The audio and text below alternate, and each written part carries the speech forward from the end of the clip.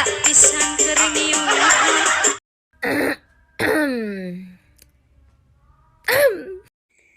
Assalamualaikum warahmatullahi wabarakatuh. Halo Mas Bro Mbak Bro sedulur Lord One Channel. Bagi panjenengan yang mencari informasi seputar Bandara Kediri, panjenengan berada di channel yang tepat.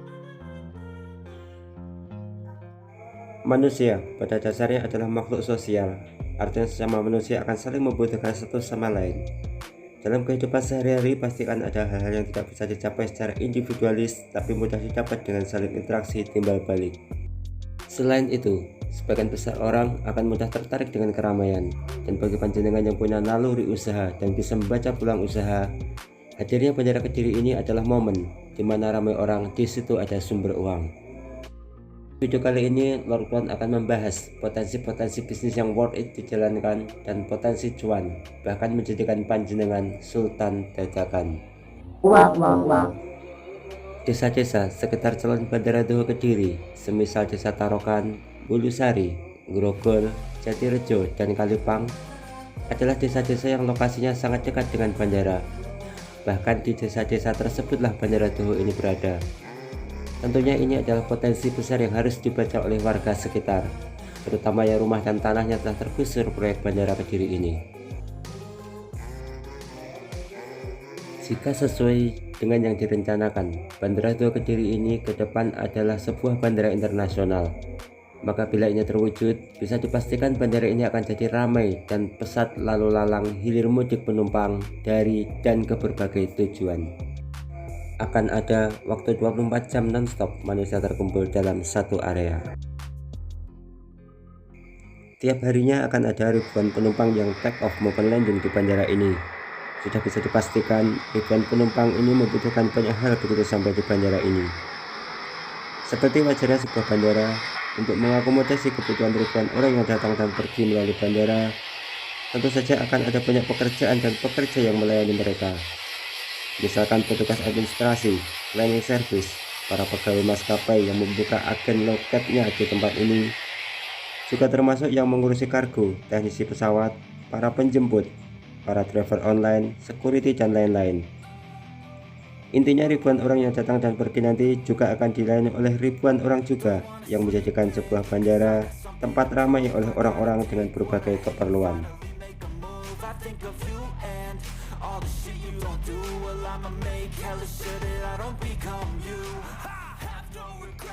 Dari sekilas gambaran tersebut, tentunya Anda dapat menyimpulkan bahwa dari terkumpulnya ribuan bahkan puluhan ribu orang-orang tersebut, ada potensi besar bagi warga sekitar untuk bisa ambil kesempatan menjadi salah satu bagian dari bisnis dirgantara ini.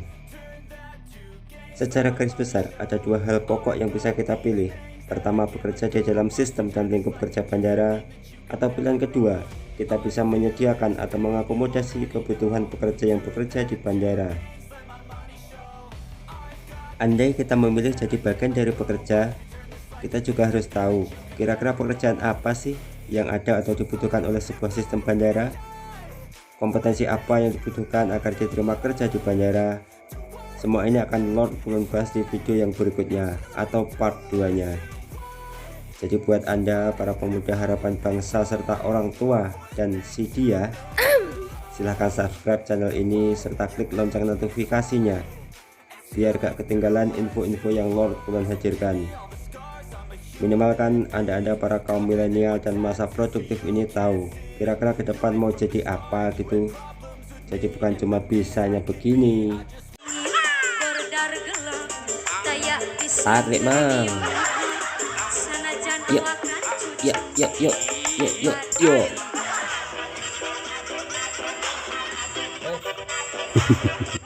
Orang tuamu pasti bangga melihat kamu bisa begini. Keren, keren, keren. Bagi Anda yang memilih cara kedua untuk meraih pundi-pundi rupiah dari keberadaan bandara ini, panjenengan bisa memilih dari sekian ribu orang dan sekian banyak pekerja, kira-kira siapa yang bisa Anda layani kebutuhannya. Anda bisa memperinci satu persatu jenis orang-orang ini. Penumpang misalnya, kita semua tahu bahwa tiket pesawat tidaklah murah, maka bisa dipastikan bahwa para penumpang ini adalah orang-orang yang memiliki cukup uang, sehingga diperlukan pelayanan yang paling utama bahkan untuk penumpang kelas ekonomi sekalipun. Rata-rata mereka membutuhkan pelayanan yang wah dan mahal untuk melayani kebutuhannya. Mau bukti? Coba saja pergi ke kafe atau tempat minum kopi di bandara dan lihatlah berapa rupiah yang harus Anda keluarkan untuk cuma menyeruput satu cangkir kopi pahit.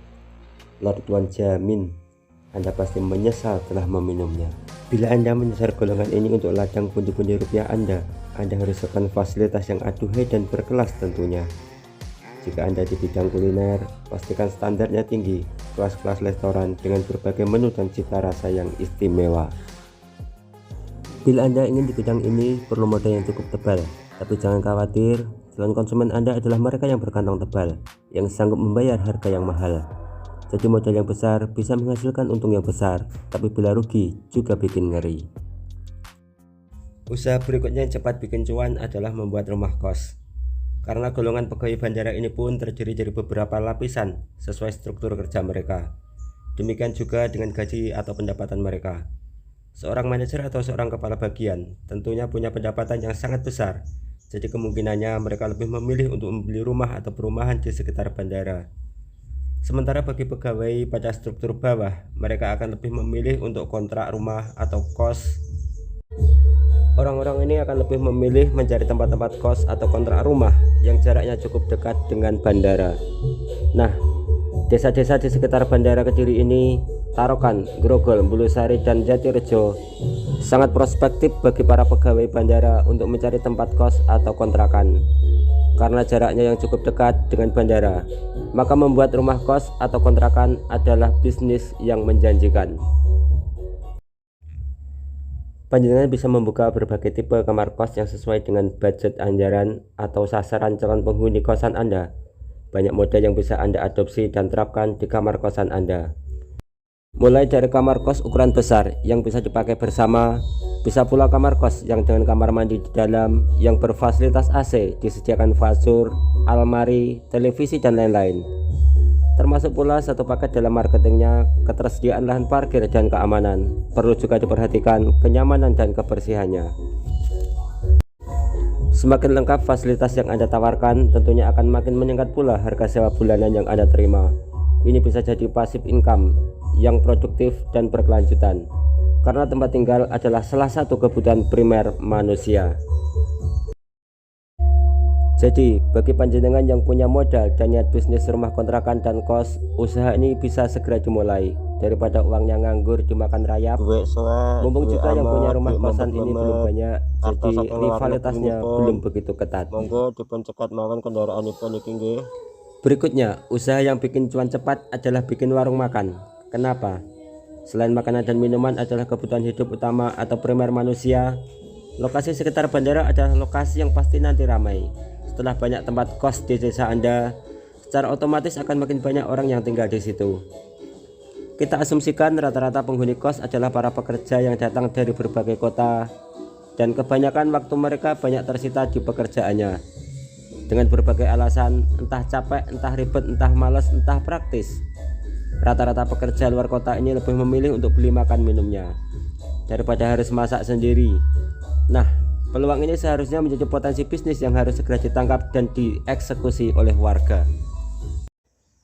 Anda bisa mulai usaha ini dari yang kecil-kecil saja dulu di bisnis kuliner ini. Anda bisa mendirikan warung makan dengan interior yang sederhana, menu yang lengkap, dan pelayanan serta pelayan yang cakep dan cakap. Dan usahakan memiliki area parkir yang cukup luas dan terjaga kebersihannya. Atau bisa juga Anda sekedar buka warung kopi, karena potensi bisnis warkop ini tak pernah mati. Kebanyakan warung kopi adalah tempat yang asik dibuat nongkrong-nongkrong serta ngobrol bareng teman-teman. Mereka melepas kepadatan kerja seharian dengan bercanda dan bercengkerama dengan teman-temannya. Siapa sih anak muda yang tidak suka kopi? Rata-rata mereka semua suka. Dalam mengelola warung kopi ini yang sangat perlu diperhatikan adalah faktor kenyamanan. Anda bisa pula menambah menu kedai kopi Anda dengan makanan-makanan ringan atau gorengan yang cocok untuk menemani ngopi. Sediakan pula wifi atau musik buat para pelanggan ini agar mereka betah dan nyaman serta ingin balik lagi dan lagi. Usaha berikutnya adalah jasa laundry. Ini juga bakal potensi cuan asalkan pelayanan yang baik Anda utamakan. Sampai di sini video kali ini. Kasih like bila Anda suka, share bila bermanfaat. Panjenengan bisa pula menambahkan potensi usaha apa lagi yang layak dijalankan di area bandara. Kita diskusikan bersama di kolom komentar. Tetap sehat, tetap semangat, teruslah memberi manfaat. Wassalamualaikum warahmatullahi wabarakatuh. Sampai jumpa.